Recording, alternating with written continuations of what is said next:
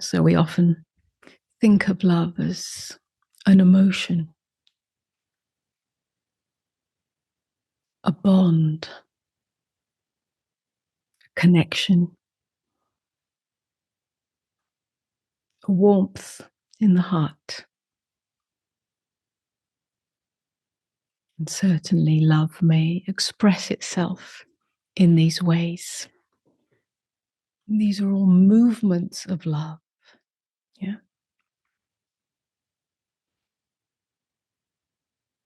which become kindness, care, a natural impulse to offer ourselves to another, to life, to the situation.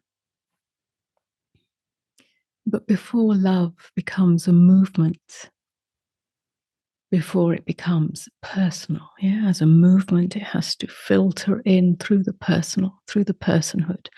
Before it becomes that, there's a deeper discovery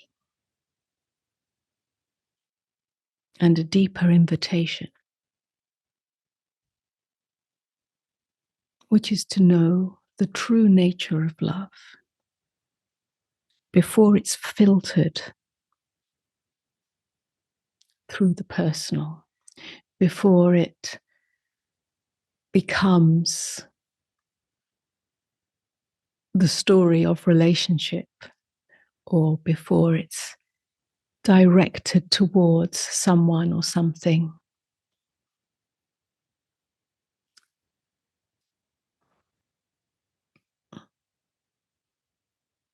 From the perspective of the separate self, love is something that we must earn or hold on to or find or protect or give and receive. So we go looking for love. Yeah. We look for love through approval, through recognition, through belonging, through being recognized, being seen, being understood, or through spiritual attainment in the hope of becoming worthy of love. So it's as if we've made love into an object, into a commodity, into a transaction. Again, the movement of love and the expression of love within the personal is natural and not to be denied. But without knowing the deeper dimension of love, the deeper truth of love, then it remains as a commodity, something that we look for, something that we believe we are lacking. And if we are lacking love, then we will employ a number of strategies depending on our conditioning and our experience and so on to find that love. And those strategies play themselves out in relationship and in all aspects of life, in work, in creativity, every way that we interact with life. We will employ unconsciously to ourselves various strategies to find that love in order to confirm to ourselves that we are loved, or that we are lovable, or that we are loving. All of this simply confirms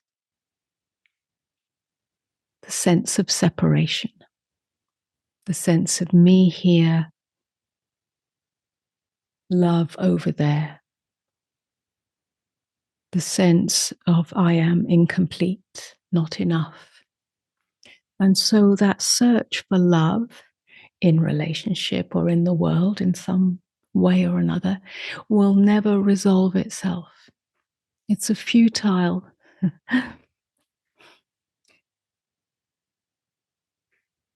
a futile diversion of attention. It's not by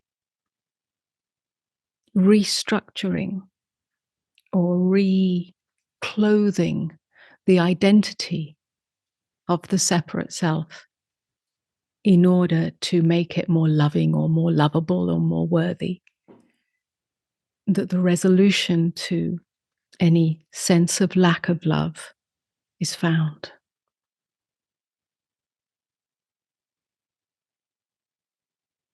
The resolution is to cut through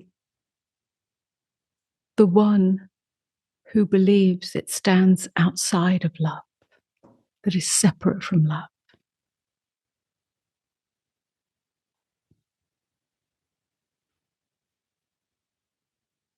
So rather than looking for love as a feel good emotion, as a fullness of the heart, or any other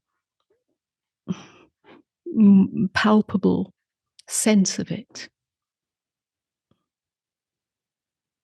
the true invitation of love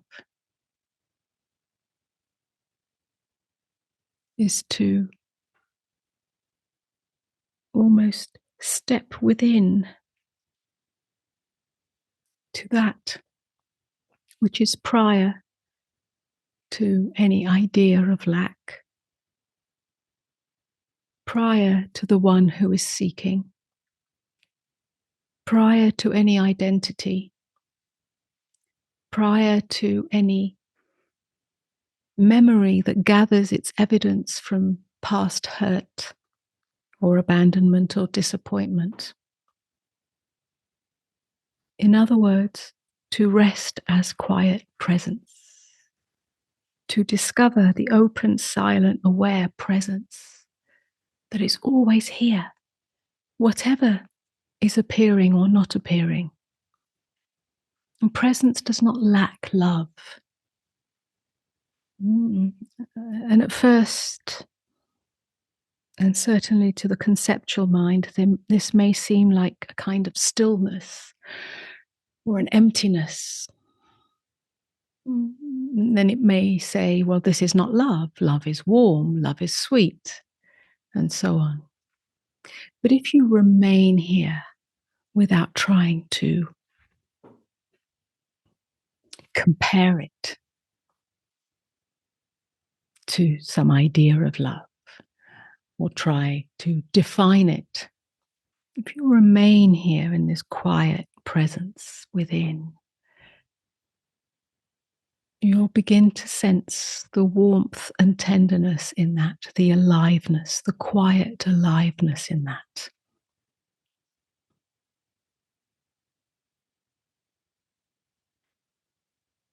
You'll begin to sense that this aware presence, its primary quality is allowing everything to be as it is, unconditionality. And what is that if not love? We speak about unconditional love. And even then, we create images of that unconditional love as some action that we take, some behavior. No, prior to that, it is the unconditionality of aware presence. Non-resistance, non-judgment, non-withholding. How often do we withhold ourselves from part of our experience?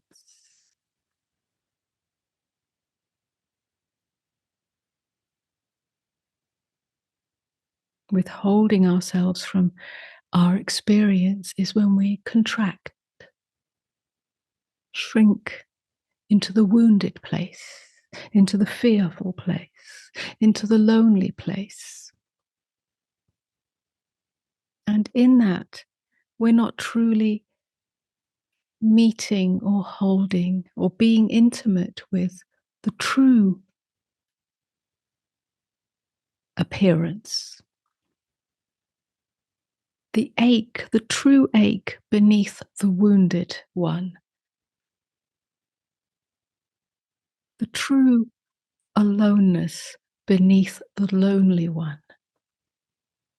These are all identities that cover up the raw feeling, the raw experience, the raw texture of what is here, because we don't want to feel it.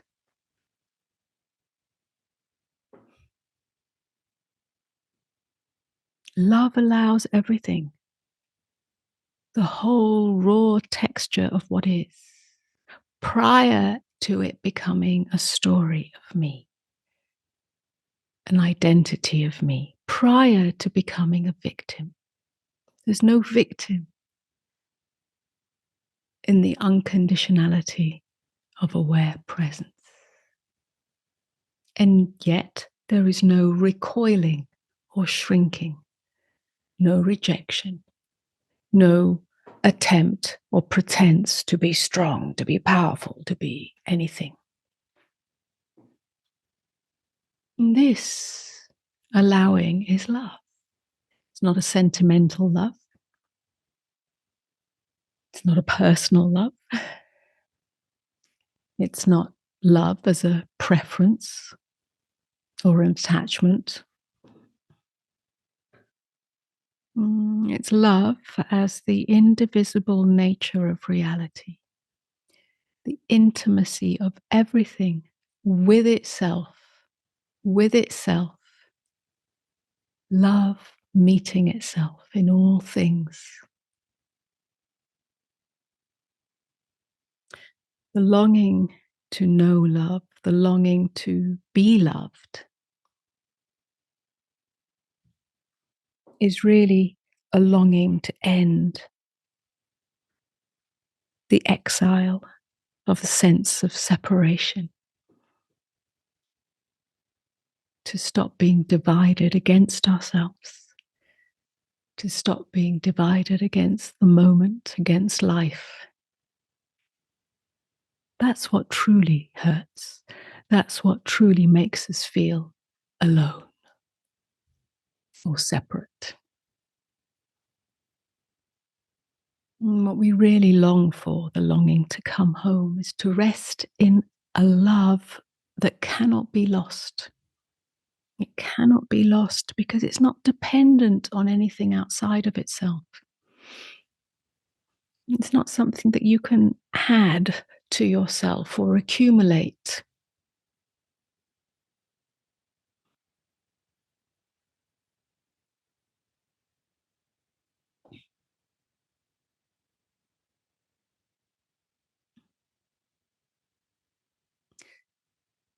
Knowing or recognizing this love doesn't negate or deny the human desire for companionship or care or tenderness.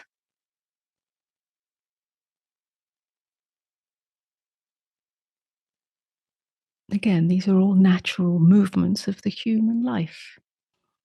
But when we know ourselves as love, then our relationships, any relationship, is not burdened with the impossible task of completing us.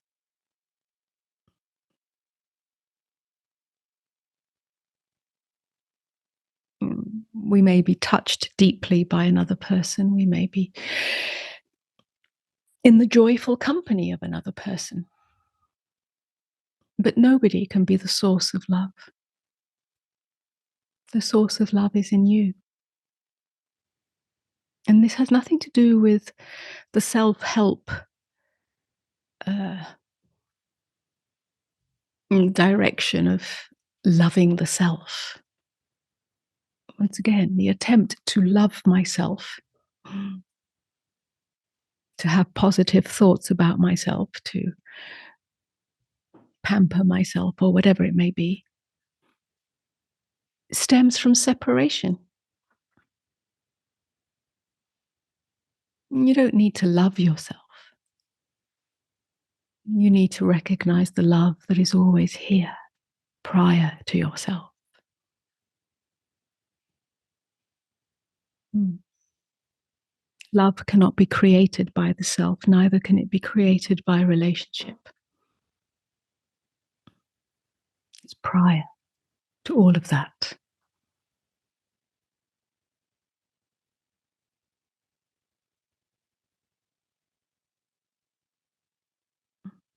Neither does it mean that we always have a loving feeling. Oh, the human experience continues. There are times where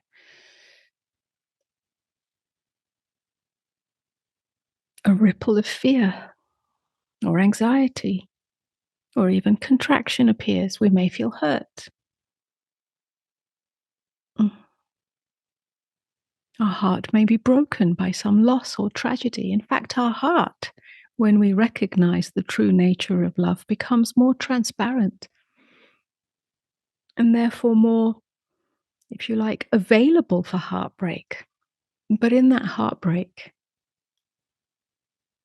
our knowing of the true nature of love can be deepened.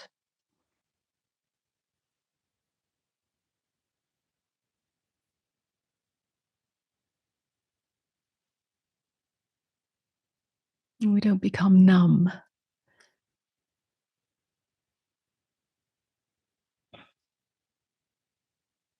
We become vast. The heart doesn't become unfeeling when we recognize the true nature of love and stop seeking for love outside of ourselves. The heart becomes vast. The longing that was directed outwards towards someone, something,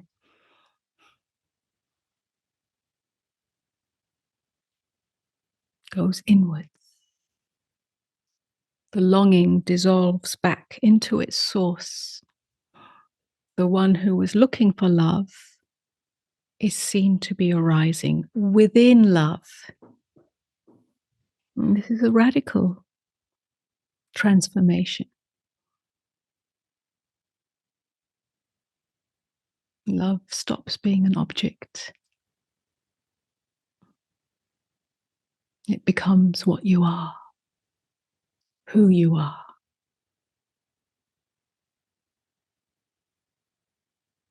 And everything is included in this.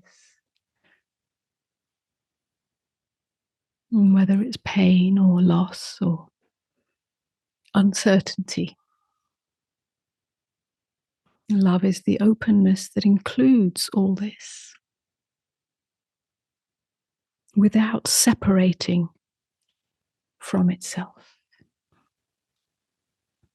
And that's what it means to not abandon yourself. There was a conversation recently about what does it mean, or a question, what does it mean to abandon the self? It's not referring to the self as the story maker, the narrative of the self, the identity of the self. It's referring to the true nature of self as love, as openness. We don't abandon that. In other words, we don't give our allegiance to the story of lack.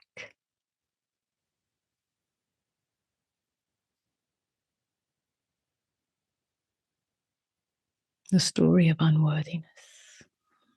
We remain as the openness